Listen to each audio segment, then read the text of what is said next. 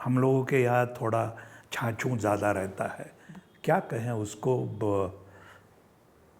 बहुत हद से बाहर जा रहा था। Rajinikanth used to be even earlier ready with makeup, वहाँ आके बैठता था। तीन ही एक्टर्स थे जो टाइम पे जाते थे। South Indian film industry I found to be so much more professional, extremely professional, extremely well equipped and without any हम लोग क्या कहें उसे, हम लोगों के यहाँ थोड़ा छाछू ज़्यादा रहता है, वहाँ वो बिल्कुल नहीं। They are all very humble, very nice people to work with. All the technicians, they talk to you with respect and expect the same respect from you. मैंने वहाँ जाके जितना काम किया मुझे बड़ा अच्छा लगा, बहुत अच्छा लगा वहाँ जाके काम करना। हमारे यहाँ का जो माहौल था मेरे उस ज़माने में, वो थोड़ा ज़्यादा मतलब स्टारडम का क्या कहें उसको, बहुत हद से बाहर जा रहा था। जैसे टाइम पे आना is a minimum requirement, I think. उसमें कोई बढ़ा चढ़ा के करने वाली बात भी नहीं है। हमारे ज़माने में हम लोग सब सिर्फ तीन ही एक्टर्स थे, मैं उनमें से जूनियर मोस्ट। तीन ही एक्टर्स थे जो टाइम पे जाते थे। पहले थे देव साहब, 9 बजे की अगर शिफ्ट है तो 9 बजे शार्प स्टूडियो में आते थे। Second was Amitabh Bachchan, on dot, every time, anywhere. Third was me. लेकिन बाकी लोग हमारे यहाँ एक ऐसा ट्रेंड आ गया था यहाँ हिंदी फिल्म इंडस्ट्री में कि जितना बड़ा स्टार उतना लेट आएगा, या जो ज़्यादा लेट आता है वो ज़्यादा बड़ा स्टार माना जाता है। मतलब ये बिल्कुल अनप्रोफेशनल बात मुझे लगती थी। और एक, मैं नाम नहीं लूँगा, लेकिन एक को एक्टर ने मुझे कहा भी कि यार तुम बहुत जल्दी आ जाते हो। तो मैंने कहा नहीं, मैं टाइम पे आता हूँ। बोले हाँ, कितनी फिल्में कर रहे हो? मैंने कहा भैया, मैं चाहे 2 फिल्में करूँ या 200 फिल्में करूँ, this is part of the discipline and this is part of minimum requirement from me. मैंने कमिटमेंट दी है आपको कि मैं आपके साथ ये इतने दिन काम करूँगा, तो वो सारा टाइम ये आपका है, प्रोड्यूसर का है, डायरेक्टर का है। तो उसमें मैं फिर ये सब तामझाम करके मैं क्या प्रूव करने की कोशिश कर रहा हूँ? तो उन्होंने कहा कि अच्छा, बाद में 5 साल बाद देखेंगे। 5 साल बाद उनकी हालत जो थी वो देख के मुझे तरस आया। मैं वहीं था। कहने का मतलब ये है कि ये जो अलग अलग गलत ट्रेंड्स हमारे यहाँ आ गए थे, वो मुझे साउथ में कहीं नहीं दिखाई दिए। मैंने अपनी आँखों से देखा है कि रजनीकांत जैसा सुपरस्टार, मेरी एक जगह एक स्टेज पे शूटिंग चल रही थी, उसी स्टूडियो में दूसरे स्टेज पे Amitabh Bachchan and Rajinikanth, they were shooting. Amitabh तो always used to be on time. Rajinikanth used to be even earlier ready with makeup, वहाँ आके बैठता था। स्पॉट बॉयज़, लाइट बॉयज़, उनके साथ वहाँ बेंच पे बैठ के गप्पे लड़ाता था, चाय पीता था। And at the given time 9 o'clock अगर शिफ्ट है तो 9 बजे डायरेक्टर के सामने खड़ा हो जाता था, yes sir, I am ready. तो ये जो पूरा माहौल साउथ में था वो बिल्कुल अलग था। और जो मुझे लगता है, आज मैं ये ज़रूर कहूँगा कि आज हमारी हिंदी फिल्म इंडस्ट्री में भी अब लोग ज़्यादा प्रोफेशनल हो गए हैं। आज की यंगर जनरेशन बिल्कुल thorough professional, they are on time, they know their lines well, they are well rehearsed, well prepared. आज क्या क्या करना है उनको पता है, डायरेक्टर ने उनके साथ शेयर किया है। ये सब चीज़ें उस ज़माने में थी नहीं हमारे यहाँ, तो वो मुझे साउथ में बड़ा बड़ा अच्छा लगा। हमारी इंडस्ट्री का एक नियम ये भी था कि आप अगर हिंदी में एक बार सक्सेसफुल हो गए तो उसके बाद आप रीजनल लैंग्वेज में काम नहीं करेंगे, कि it was considered to be a lower category.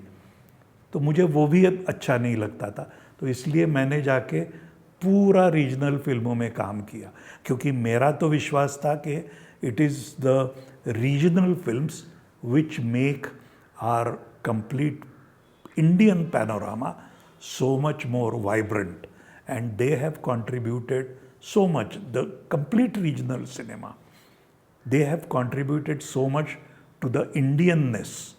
तो I wanted to be part of that. तो इसलिए मैंने जाके बंगाली फिल्मों में काम किया, मैंने जाके कन्नड़ फिल्मों में काम किया, मैंने जाके एक मलयालम फिल्म में भी काम किया। वो मलयालम फिल्म का किस्सा बड़ा इंटरेस्टिंग है। बालू महेंद्रा करके एक बड़ा बहुत ही अच्छा डायरेक्टर और cinematographer, he came out of FTII as a cinematographer and then went on to become a director also. तो Balu approached me, he said I want you to act in my film. तो मुझे मिलने आया और उन्होंने कहा कि क्या आप राज़ी होगे, because it's a Malayalam film, it's a regional film and not a Hindi film. तो मैंने कहा कि बालू, मैंने आपकी सारी फिल्में देखी हैं and I am a great admirer of your work. मैंने फिर उनकी कौन सी फिल्में क्या, वो सारी बातें की, और मैंने कहा आप अगर कल पुश्तू में भी फिल्म बनाओगे तो मैं भाग के आऊँगा और मैं कहूँगा it's a privilege that you have approached me. I would love to do. So that's how I agreed to act in a Malayalam film. अलग फिल्म, अलग भाषा में काम करने का, जैसे मैंने कहा, इट्स एन एडिशनल चैलेंज। मुझे उसका अंदाज़ा पहले नहीं था। बहुत जैसे एक्टर लोग होते हैं, अपने आप में बहुत ज़्यादा विश्वास रहता है। तो मैंने जब पहली कन्नड़ फिल्म की, बंगाली तो मुझे आती थी तो इसलिए मुझे कोई दिक्कत नहीं हुई, लेकिन जब कन्नड़ फिल्म मैंने की, उस समय का एक किस्सा मैं आपको शेयर करना चाहूँगा। मैंने पिछले प्रीवियस डे बैठ के डायलॉग वगैरह तैयार किए, सब किया, और वो मेरी ज़बान सुन के असिस्टेंट डायरेक्टर जो था वो बड़ा खुश हो गया। उन्होंने, सत्यू साहब की फिल्म थी कन्नेश्वर रामा करके, तो उन्होंने सत्यू साहब को बुलाया और उन्होंने कहा, अरे इनकी कन्नड़ा इतनी अच्छी है कि आप ज़रा सुन लो। तो मैंने डायलॉग्स उनको सुनाए, तो Sathyu was also very happy. He said कि आप खुद ही डब करोगे आपकी performance, you are so good. तो मेरी छाती तो एकदम चौड़ी हो गई। हम लोग दूसरे दिन शूटिंग पे पहुँचे। शूटिंग शाम को, वो जो सीन था शाम को मैजिक आवर में आउटडोर में था, तो हम लोग पोजीशंस ये वो, अब मैजिक आवर में जो धांधली होती है, everybody is, because you get only half an hour to shoot in magic hour, और उसमें अगर पूरा सीन कंप्लीट करना है तो you can understand the hectic pace at which the activities happen. तो वो सब चल रही थी। मुझे बताया कि आप यहाँ बैठे हो। मैं बैठ गया और मैंने सत्यू से कहा कि एक बार मैं ज़रा अनंत के साथ रिहर्स कर लूँ। तो सत्यू ने कहा, यार come on now, don't, you are ready with your thing, now don't disturb me, हम लोग, तुमको जो करना है देख लो। बिकॉज आई सडनली रियलाइज्ड कि मैंने मेरे डायलॉग तो तैयार किए थे, लेकिन कॉरस्पॉन्डिंग अनंत क्या बोलने वाला है, कब बोलने वाला है, मुझे कब पूछना है क्या, ये जो इंटरेक्शन है दोनों की, इसके बारे में तो मुझे कुछ पता नहीं। तो मेरे तो पसीने छूट गए।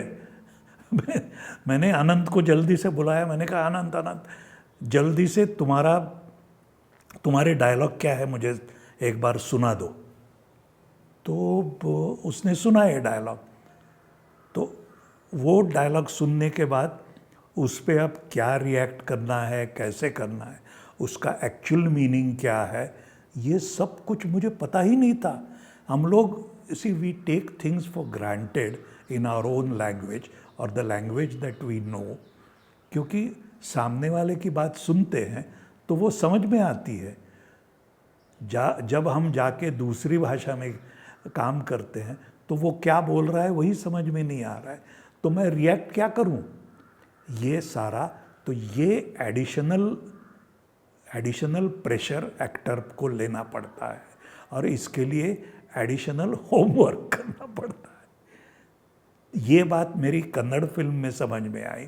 तो इसलिए मलयालम फिल्म जब मैंने बालू के साथ की तो उसके लिए मैं एक्स्ट्रा टाइम देके पहले मेरी लाइंस करता था, फिर मेरी लाइंस के बाद मेरी को एक्टर की जो लाइंस है वो लाइंस, वो कैसे रिएक्ट करना है, क्या करना है, उसका मीनिंग क्या है, ये सब तो बहुत ज़्यादा होमवर्क करना पड़ता था, लेकिन उसमें एक अलग मज़ा था। ये भी मैं कहूँ कि मैंने जो पहले सोचा था, मैं जो कैरेक्टर कर रहा था वो किस तरह से बिहेव करेगा, क्या करेगा, वो सब it went for a toss, because when Anant was talking I had no time to respond to react. तो मैंने एक बिल्कुल सेफ वे उसमें से निकाल लिया। वो ये था कि मैंने कान पे एक बीड़ी रखी थी, वो गांव का कैरेक्टर है, कान पे बीड़ी थी, तो वो बीड़ी निकाल के मैंने, जब उसने बात करना शुरू किया तो मतलब हाँ कह रहा हूँ, ना कह रहा हूँ, बात समझ में आ रही है, नहीं आ रही है, आप तय करो।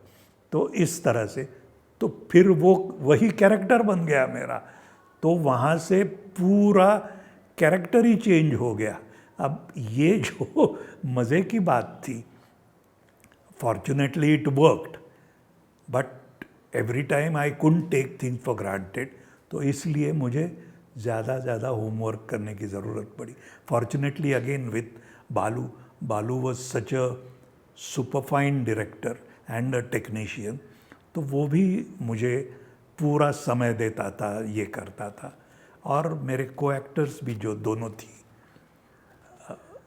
they were also very fond of me, so they knew that I didn't know Malayalam, तो इसलिए वो भी मेरे साथ जितनी रिहर्स करनी है, जितना टाइम देना है, वो सब करके हमने बड़े प्यार से वो फिल्म की। And that film also it became a huge success in Malayalam. मतलब कुछ उस ज़माने में वो फिल्म, वो भी सिल्वर जुबिली हो गई, तो विच वॉज अ ट्रिमेंडस।